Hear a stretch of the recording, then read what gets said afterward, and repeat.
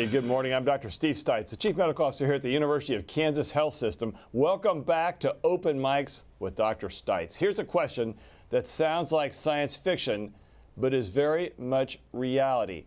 Can your brain communicate directly with the computer? Now, if you're a Star Trek fan, you know in the original series they did just that. Spock's brain, which is taken out of his body and reimplanted by the good Dr. McCoy, Chief Medical Officer of the USS Enterprise. They put the little devices in and they had him move different parts of his body. So clearly the answer is yes. Take a look at this recent demonstration, though, from a company called Neuralink. They implanted a computer chip into the brain of a young man who's completely paralyzed from the neck down. Now he is able to telepathically control a computer mouse, pointing the cursor, even clicking, just by thinking it. Neuralink gets a lot of attention because it's owned by Elon Musk. You will often see it written as Elon Musk's Neuralink. Not just Neuralink, but Elon Musk has competition from lesser-known companies as well, and that includes a company over in Switzerland called Onward Medical. They are researching ways to overcome paralysis with a device that can read your thoughts and convert them into movement. In this case, a man who normally cannot move his legs can walk. A brain implant is wirelessly sending his thoughts to a second implant in his spine, allowing him to move his legs. And how in the world does that work? How does your brain interface with a computer? Where is the line between your own thoughts and that of a computer code?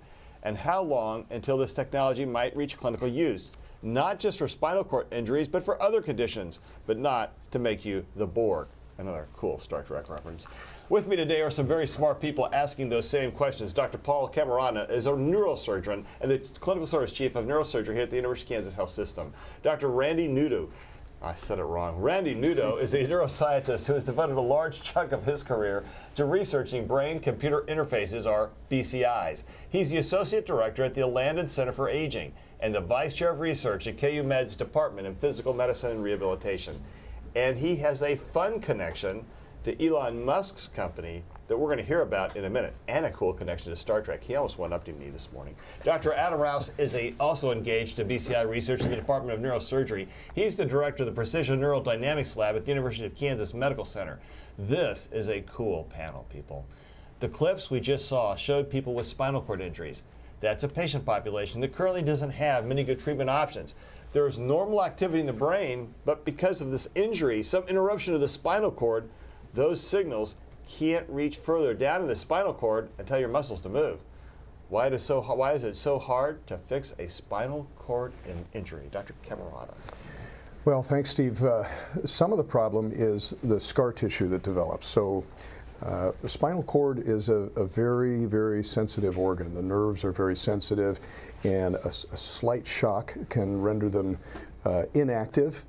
Sometimes they're interrupted, and there's very little regeneration in nerves. That's another problem. So I would say the regenerative capacity, or the poor regenerative capacity of nerves, combined with the scar tissue that forms in that area after the injury. So it's like your brain's a power plant. It's trying to send power down to the muscles to move, but the electrical wiring just got broken. Interrupted, yeah. And somehow it doesn't work anymore. How's that for an explanation, Dr. Nudo? Yeah, that's great. I mean, with spinal cord injury, it's very difficult for those nerves to regenerate. So we have to come up with some novel ways, and I think neurotechnology has really solved this in a new way in order to bridge that gap, so to speak. And when you intend to move, that you would be able to, and when your brain is, even though the spinal cord is injured, those neurons that control your muscles in your hands and legs, they're still operating. Not quite like they did before. They don't have anything to operate because of the connections are cut off, but they can still process that information. They can still create those signals to initiate the movement, and the trick is to actually listen to that command signal so that you can use it for another purpose. So that's pretty cool. Now, are these really electrical signals or chemical signals? What kind of signals are they that travel up and down the spine? Well, we say that they're electrochemical because as the wires of those nerves that go from the brain down to the spinal cord we call axons, and those axons convey that signal electrically. But when it gets down to the end of the neuron, then it causes the end of the neuron at the so-called synapse to release neurochemicals that depolarize or cause membrane changes in the next neuron, the motor neurons that control the muscles. And when that membrane potential changes, there's another signal in that motor neuron that goes out to the muscle. So it's an electrochemical process. It is pretty amazing. Here's the key question.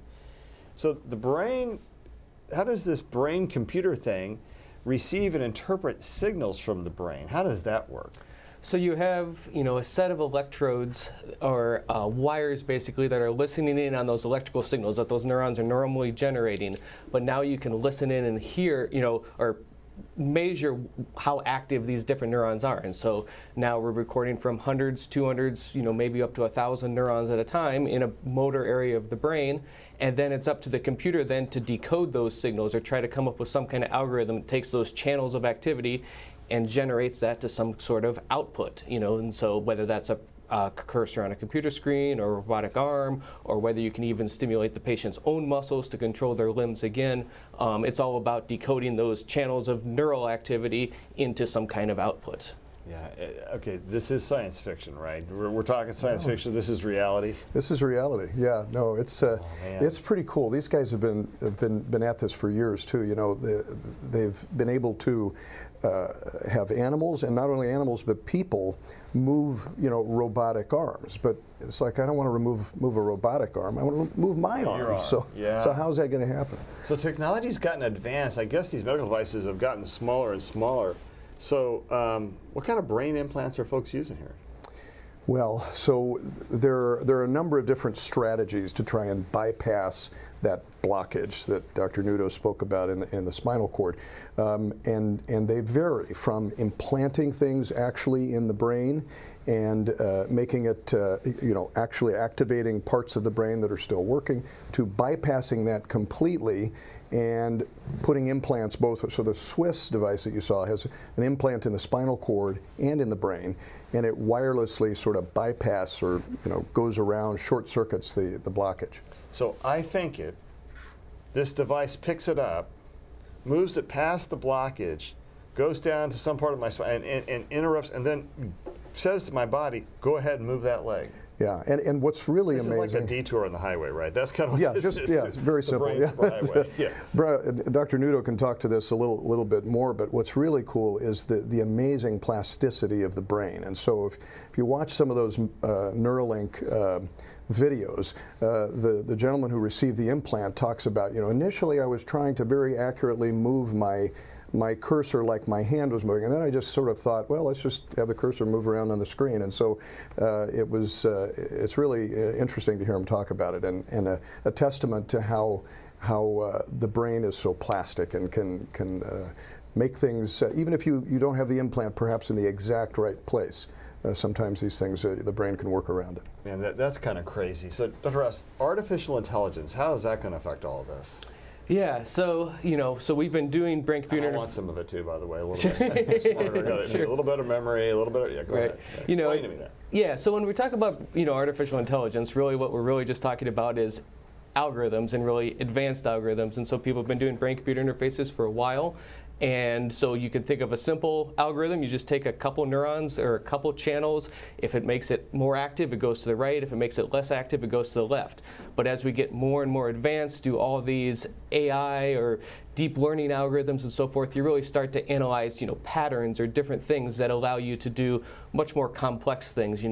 Now we're seeing a real explosion in brain-computer interfaces and their ability to do language, and with all these, predictive language models now, you can decode these signals. You can have relatively simple signals that are generating really complex, sentences and things like that, just because these algorithms have gotten more advanced with these, advances in AI. And so that's really, it's an interesting and fun interplay between brain-computer interfaces and the AI algorithms, because your brain is obviously learning and adapting, and we're still rely on that brain and the plasticity to really allow, to be able to control these devices much more than, what you could do when you first plug it in or whatever. The patient clearly is learning and getting better at it, and your AI algorithms are continually training and getting better at it too.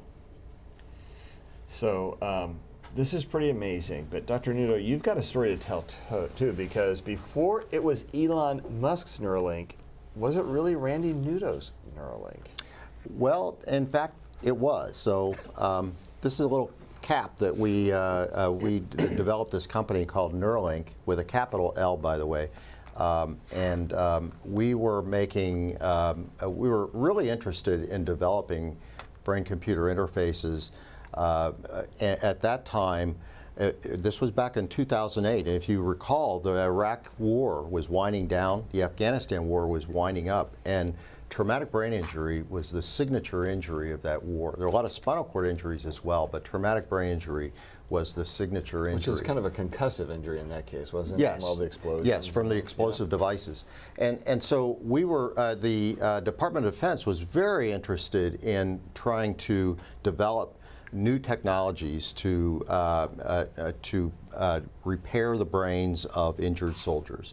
And so, we have hundreds of thousands of those kinds of injuries, and those veterans are here living with us now that don't have a lot of support for that kind of high-tech care. So we developed a device, and this was the actual original Neurochip, Neuralink chip that we built, and it's not unlike what Elon Musk's chip looks like, except that this, in order to be implanted in a human, this would have to be encapsulated, and then the electrodes go down into the brain. And just to emphasize the evolution of this, we had 8 electrodes, 8 probes into the brain. Elon Musk's device has over 1,000. So it's an evolution of the technology. But this would potentially be implantable. And so we developed that. You open the skull, you put it into around between the brain and the skull, and you put all these electrodes in there to read signals, and somehow y'all have figured out how the signal is the right one to move a leg. That's right, and a lot of that is the kind of work that Dr. Rouse does in decoding those signals is very critical in that process. This is really an evolution. That is amazing. So talk to us, Dr. Rouse. How do those signals get decoded? Right, so like I said, it's all about, algorithms, and so you can think about you're measuring these neurons, they're spiking or having action potentials, that are these impulses that go up or down depending on what you're doing or how you're moving or whatever. And so you're going to somehow combine these signals, and obviously, like I said, it gets more and more complex the more channels you have. And so in my lab, we're thinking about, I'm a neuroscientist, I'm interested in thinking about how the brain encodes movement, and there's really kind of 2 different focuses of my lab, I'd say, or whatever. And so one is you think about how can you move with such a large dynamic range? So, Dr. Camerata, he's an excellent neurosurgeon, but I also happen to know he's an excellent softball player for our neurosurgery softball team. Seriously? Yep. And when he, he can move, very precisely when he needs to move precisely, but he can also make large gross movements to hit a softball. And so for brain-computer interfaces, right now they kind of move all at the same speed a lot of the times, kind of slow and so forth, and that's what I'm really interested in, is how is the brain, and it's kind of the same neurons, but they seem to be able to change your patterns to have, large dynamic range naturally, and so how do we do that with a brain-computer interface? And then the other thing I'm interested in is how do we control all the different joints and limbs, so if our arm and hand has 27 different joints or degrees of freedom, I can reach down, pick up this water bottle, and I don't really have to think about how to coordinate those different joints. How do we, how does the brain do that? And the challenge is, we're recording from hundreds, maybe 1,000 neurons. There's 86 billion neurons in the brain. There's so many different patterns and so many different ways. And how does the brain kind of organize and do that? And then the big question then is how do you learn and adapt to do different things, learn different tasks and all those different types of things. And so, it's all about trying to figure out how to take all those channels of activity and intelligently combine them into output signals that really allow you to drive things. And obviously it's a continual challenge to try to figure out, how that all works. That is crazy. So now, currently there's a handful of test subjects that have these brain-computer interfaces. What's the pathway to clinical care, this becoming standard of care? Well, it's going to be years, Steve. Obviously, the path is to first prove that these devices are safe, and that there's no harm from them at all, and then that there is some benefit, and then there will be some pivotal trials that the FDA will approve, and various centers will do it on a limited number of patients. We already use some BCIs, as you asked before, in epilepsy surgery, where we record from the surface of the brain. We even penetrate the brain with certain electrodes. But we're talking here about, for instance, the Neuralink penetrating the brain with 1,000 different electrodes on the surface. All of these, there are different companies and that take different strategies. One of them takes a catheter-based electrode, almost like a stent, and navigates it up through the blood vessels to the very large vein on the top of the head and measures signals that way. The other one does the bypass down to the spinal stimulator from the brain, and then there's Neuralink. So what will happen is one of these or more will tease themselves out over these trials into being the most beneficial, and then we'll go down that road. Is there a research arm around softball to see if you can actually hit better? Because I heard some other things. We've talked about that. I mean, well, it's interesting you should ask. I suspect there are several defense agencies around the world that have already experimented with BCIs in terms of sort of augmenting certain senses in humans. You know, the future of medicine is crazy. Yeah. And it's got so much potential for good. It does have a little potential for evil, and we have to be careful with that. You guys talked a little bit about AI and a little bit. How do we prevent AI from being the bad AI? Okay, Dr. Russ, I think this is your, you got the MD, PhD thing behind your name. You're stuck with this one. Yeah. No, I mean, it's an excellent question. You know, I think as things currently stand, you know, I think there's some concern with these brain-computer interfaces, you know, can it read your mind, you know, can you control it and so forth. And at the current state, we're putting it into kind of the motor areas of the brain, which are kind of the last output before going down the spinal cord. These patients seem to really, you know, still have to focus and generate signals. You know, it's still a little bit harder than having to move your own limb. And so I think in terms of reading your mind or those types of things, I think that's still a bit off. But yeah, you know, it's changing fast. And I think we have to continue to think about, you know, what's the best way to build the proper safeguards in place, make sure that these patients are, you know, have the safeguards, have, you know, ethicists that are involved with those processes and so forth, and we continue to, you know, identify and, you know, what's safe and what works and so forth. But, you know, I think a lot of it's, you know, like I said, it's a little bit overblown, but in the same sense, it's something you got to continue to keep an eye out. And, you know, AI, as we get better at using it, there's going to be some times where, you know, it spits out, you know, garbage or whatever, and so you've, you know, all of these different diagnosis things and so forth. You're still going to need expert clinicians, and we really need to figure out how to educate our clinicians to better use these tools, so it's really a team effort rather than, you know, just relying on any kind of AI. You know, we need to make sure that there's always those safeguards in place, and something we're always talking about. And Dr. Nudo, I've been talking about this whole field, and this feels like the $6 Million Man. Another cultural reference you and I will both understand. Exactly. How far away are we from that? Well, again, this is an evolution, and it really requires not only a lot of smart people and a lot of great scientists and engineers to work on this, but it requires a lot of money. And that really was our roadblock. The cost of the device itself is relatively small, maybe a few $1,000s to even with the fanciest electrodes. But the amount of research and development, just like developing a new pharmaceutical agent, you know, the drugs aren't expensive because the materials are expensive. They're expensive because all the research and development that's required and investors that are required to pump in this case, in the area of neurotechnology, literally hundreds of millions of dollars. And so having someone like Elon Musk come into the picture really changed the game in a big way, and he's really carrying through. So this is the challenge, is that it's very expensive, and that raises a really important another ethical issue that's very important: who can afford these? Right. And if we have these fancy neurotechnologies that are developing.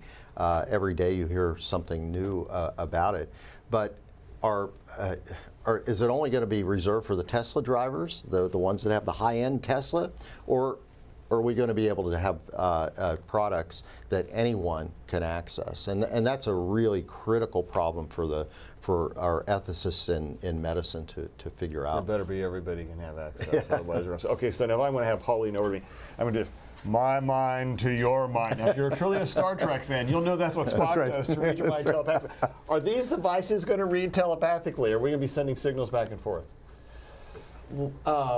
You know, I think that's probably still a little ways off. You know, so one of the things that Elon Musk has developed is that these are now wireless. The patient that received this implant was wireless. A lot of the other previous pilot studies, you know, required wires and a pedestal coming out through the head. So, you know, certainly being able to wirelessly communicate with a computer is something that's now, you know, real and possible. Going from one brain to another, you know, we're still a little ways away from that. We're still a little ways, you know, so one thing that's, we can get good motor output, trying to put sensory signals back in. There are some people that are doing that. That tends to be more artificial. It doesn't feel as natural and so forth, but it is possible to give a little bit of, you know, sense of touch back to patients that are paralyzed. But right now, you know, I think the motor stuff is ahead of the sensory stuff. Wow, that is amazing. I could have used these one time when I was trying to convince my wife to marry me. It took me 4 years. All right, let's talk about the questions that could be coming in. We are here to answer your questions. Send them using the links on your screen, YouTube, Facebook, the X platform, or email the Medical News Network. Let's check in now with Dr. Dana Hawkinson, Doc Hawk, Medical Director of Infection Prevention and Control. Hawkeye, how are we doing? It's interesting science fiction in medicine right now. It's crazy. It's pretty cool.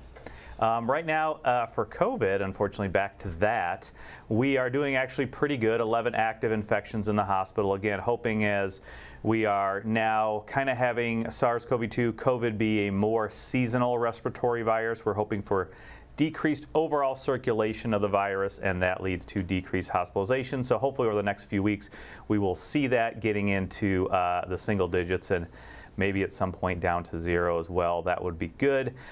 So 11 active inpatients right now, Steve. So. Pretty amazing. So Yeah. bird flu, H5N1, was detected in Kansas cows. Yeah. No threat to humans, but seems strange to see in a dairy cow. Help us understand that. Yeah, and I think they're seeing that all over. You know, again, influenza viruses can infect birds, so the avian influenza, but also other, it can affect mammals as well, including humans and livestock. And they've seen infections of other livestock and other animals throughout the world. I think it can be somewhat concerning. You know, I think in Minnesota they had some goats that were infected on a farm. Here we have cows. Why is this important? Because we know that humans can get infection with avian influenza. The most significant right now is H5N1 influenza, and there has been numerous reports of non-sustained but human-to-human transmission. So I think it is important to understand that not only birds, you know, especially chicken farms that may be infected, wild birds, of course, but also now if we're having livestock infected, I think it is important for those workers around that livestock and the farmers to try and take precautions to help reduce their chance of infection, because infection can be somewhat fatal, up to 50% or more fatality rate with this infection. Now, we do have treatment for it as well, our influenza treatment, but still you don't want to get it. So I think it is important to understand that, and hopefully all of our farmers and all of our people working with livestock around the state and around the region will understand that and hopefully take precautions to help reduce their chance of infection. Obviously, good hand hygiene, wearing gloves, wearing a mask as well. And so I think it is important to understand that. Have reached out to KDHE for any comment, but other than that, we'll just kind of see how it goes. Hopefully, we won't see any human infections anytime soon. So there's a new monoclonal antibody out there, PEMGARDA. Yeah. It's the first one we've had since Evusheld was pulled in January 23 because the virus had changed and no longer could really be treated by Evusheld. But PEMGARDA as a monoclonal antibody looks like it's fairly flexible, looks like it's really geared to the current lineages, does have some side effects. Talk to us about it. Yeah, so I think the first thing is there were initially published studies over a year ago, so February 2023, looking at the parent monoclonal antibody to which they have developed this one, which, as you said, does have activity against current variants, including the JN1, which seems the most dominant around the world and in our country at this time. So otherwise, you know, it does seem to be safe, but there have been some reactions to it. Anaphylaxis is the most important one. Not very many people, but it does carry a black box warning for that, just to monitor. I think it was like 4 out of more than 200 patients had some anaphylactic reactions. But otherwise, I think it is one more good thing to have, especially for, again, most people, the pandemic is over, but we have to understand and be sensitive to the subsets of our populations that can still be very affected by that, especially the immune compromised. This is an antibody that you give prior to infection, so this is kind of a protective antibody. It did show very good results at 3 to 4 to 6 months out, so it is a long-acting, broadly neutralizing monoclonal antibody to help protect against infection, but also severe disease as well. Hopefully this will be available soon. And again, for our immune, it is for moderately to severely immune compromised individuals. You give that prior to infection, but it does not take the place of vaccination. We should say that. So you should be vaccinated. You can now have the ability to get this pre-exposure prophylaxis monoclonal antibody. And then, of course, if you do have infection, especially if you're high risk or immune compromised, have that plan to test early and test often, and then get on the antiviral if you can. All right, so we know many of you have questions. Let's head to Studio B with Alexis. Alexis, what do you think? Neuralink, it's pretty cool, pretty science fiction. I'll recommend the Star Trek episodes if you need to be educated. Well, I knew that you would have a Star Trek parallel. We all knew that. So now you're kind of educating a whole generation on Star Trek. Absolutely. The journey continues. That's right. Paul wants to know, how would this device be powered? Oh, great question. All right, who's taking it? I think those guys. Yeah, so I'll give you an example from our original Neuralink device. And we, in this device, this is a prototype, but it used a very small watch battery, basically, and that's all it needed, and it would last about 24 hours. And but these implantable devices, it's a much more sophisticated battery that can be recharged, and you do that magnetically. And one of the technical feats that the Musk team did was, if you have this thing inside the skull and next to the brain, then you magnetically charging it, it might heat up. You might see that on your cell phone when you're charging it with a magnetic inductive device. So they have developed products that would not heat up. So that actually changed the game quite a bit. But if you watch the video, and by the way, this kid is such a great spokesperson for this, but he talked about playing video games all night long until the battery ran out. So I think he went 7 or 8 hours. Civilization 6, I think. Yeah, Civilization 6. Right. What a story. That's amazing. Jeremy Alexis. Yenser has a question. Jeremy wants to know, is this limited to helping with movement, or could this ultimately be used as well on things like aiding memory function or improving the way your heart and lungs function when those don't work properly? Oh, that's a great question. I'll help you with the heart and lung one. You had to take us on to this question about the first part of that. So memory, yeah, I so think, memory. I just forgot the question. Yeah, so there's certainly researchers looking into memory. You know, once again, I think it's a challenge to. The nice thing about studying the motor system is there's a ground truth. We've looked at when somebody moves or when an animal moves, what are the signals and so forth. What exactly that memory is a harder question. It's something that people are trying to tackle. There have been, vision implants, so there's ways to stimulate to provide visual feedback. I mentioned somatosensory and so forth. So I think the sensory motor is certainly farther along, but people are thinking about ways to possibly augment memory. Also, once again, we've talked about stimulators for epilepsy. Also possibly psychiatric illness, so mood disorders, depression, those types of things, being able to provide non-pharmacological electrical stimulation that improves those things. So I think there's a lot of opportunities for some of those types of things. Like I said, it's all about trying to, the farther you get away from the sensory motor system, the harder it is to kind of know what are we really trying to drive the nervous system to do. But we continue to study and better understand that, and that continues to advance as well. Pretty cool stuff. So to answer that heart-lung question, we already have pacemakers, right? They actually help control how fast the heart moves. Yeah. We have ways for different things to help our diaphragms, transmitters to help our diaphragms work when you have a paralyzed diaphragm and you can't breathe well. And there are also devices that are now electrical stimulators that help to improve sleep apnea, because it stimulates your throat to stay open. So there are different ways that these have already been applied. The one part I haven't seen is to regenerate tissue that's been really scarred. Back to your original thing, if there's some tear in the spinal cord, now you got the scar tissue, we've not been able to regenerate that, nor can we regenerate lung or heart tissue per se. Yeah, there are scientists all over the world working on that, and they have been for decades, making progress but very slow. And this is really taking off. So. Yeah. Trying to bypass the injury.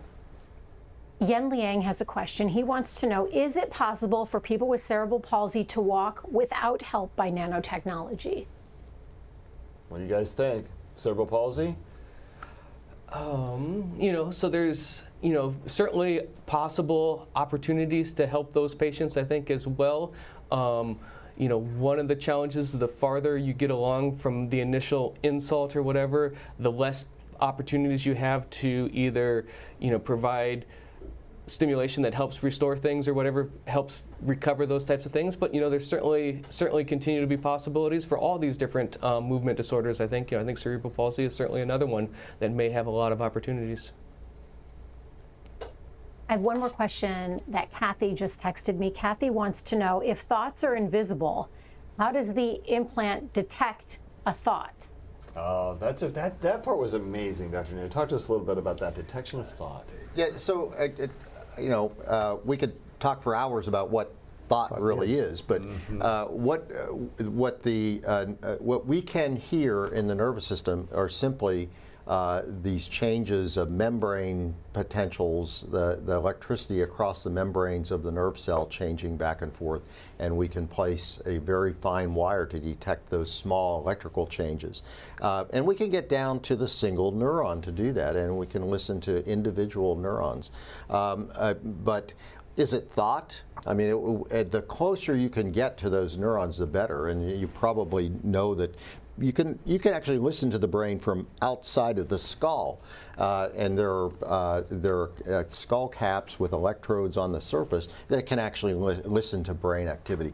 But it's very crude. So it's sort of the analogy I use. If you're at Arrowhead Stadium and you want to know what that famous person in the skybox is saying about Travis Kelce, and you had drones flying around, you would be able to tell what their conversation is. You might hear a roar when he makes a touchdown from that part of the field, but you would not be able to hear his conversation. And so when we think about listening to thoughts, it's really getting down into that level of the individual. And so we need these probes to go down to the individual neuronal level to detect that.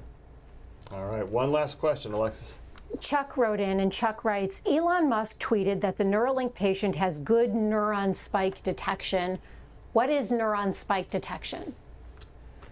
Yeah, so as I mentioned earlier, so you have these neurons, they have the electrical signals, and the way they send electrical signals is these little, what we call action potentials, or little blips or little spikes. They're small impulses that travel down the wire of the neuron.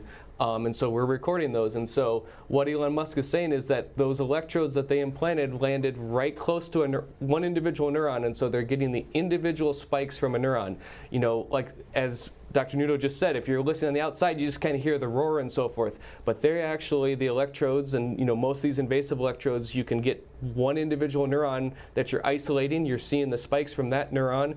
And then, assuming they have lots of them, up to 1,000 channels, lots of neurons. But that's what Elon Musk was saying, is that they're getting spikes from individual neurons. They're not listening to kind of broad global electrical activity. They're really finding individual neurons and being able to decode what's happening at the individual neuron level. And we have billions and billions of neurons, so we're going to have to figure out that, because we can't have billions and billions of probes. Right. At least than I thought would be against it. Anyway, unless they're nano probes, so that's kind of cool too. Well, this has been a great discussion. I do feel like I've just come to the future, and I'm grateful to all of our guests for being here today. I want to hear final thoughts, though, before we go. So I guess my final thought would be, I went into neurosurgery 30 years ago because I thought it was a vast frontier and there was so much about it we didn't know and so much to learn, and it's still that way 30 years later. I'm really excited to continue to train folks to go out into the world and help advance this technology. It is amazing. Dr. Nudo, final thought. Yeah, I would just say that this is the tip of the iceberg, and it's a new technology, and it will have fits and starts, just like Tesla's crash and spacecraft crashes. We're going to see fits and starts with this device, but over time, this will evolve into a completely new way of treating brain injuries. And this was, we talk about this as the infancy of the clinical brain-computer interfaces, but this has taken a long time. A lot of neuroscientists have been studying the brain and the motor system for a long period of time, allowing us, and a lot of this started out as basic science, not really knowing where any of this was going, and then as you continue to better understand those signals, we develop better electrodes, all those things working together, and then you bring in the AI component or whatever, and you have so many different possibilities with that, and AI, a lot of those algorithms and so forth, they have what we call artificial neurons, and so they're built with what our understanding of the brain has allowed us to build better algorithms and so forth. And so I think there's just so many different ways that this has been, and brain-computer interfaces have been likened a little bit to putting a man on the moon, or kind of a moonshot, in that it's cool technology. It's relatively small populations that particular thing is going to help, but there's so many different opportunities, I think, that are learning what we know about the brain now, helping other diseases, whether that's helping rehab for stroke, something like cerebral palsy, all those types of things. Just our knowledge about the brain and our better devices and so forth could allow many more opportunities for medicine besides just what the classic brain-computer interface might look like. That's so cool. Huck? Yeah, I think this is just another story of how we need to continue to embrace and trust transparent research in medicine and science and other areas as well, and continue to progress and move forward. We've seen this Neuralink. We now have a new monoclonal antibody to help protect those most at risk from COVID as well, and I think we need to continue to embrace that. Again, be transparent and talk about it and answer people's questions as well, but we need to continue to be moving forward.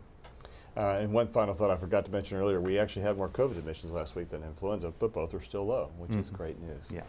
Okay, I want to leave you with two final thoughts that are a little disparate, but I think they're true. First of all, and I was a long time ago, and I was trying to figure out what I was going to do.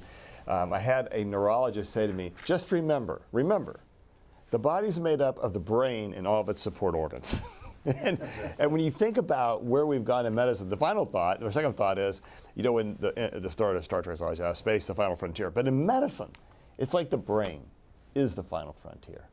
And what you heard today is a little bit about that journey, and where science and hope and wide-eyed optimism are combining to move a field forward, to help people move again. That is a remarkable journey, and the greatest journey of all. Thank you all for being here. We'll be back next week.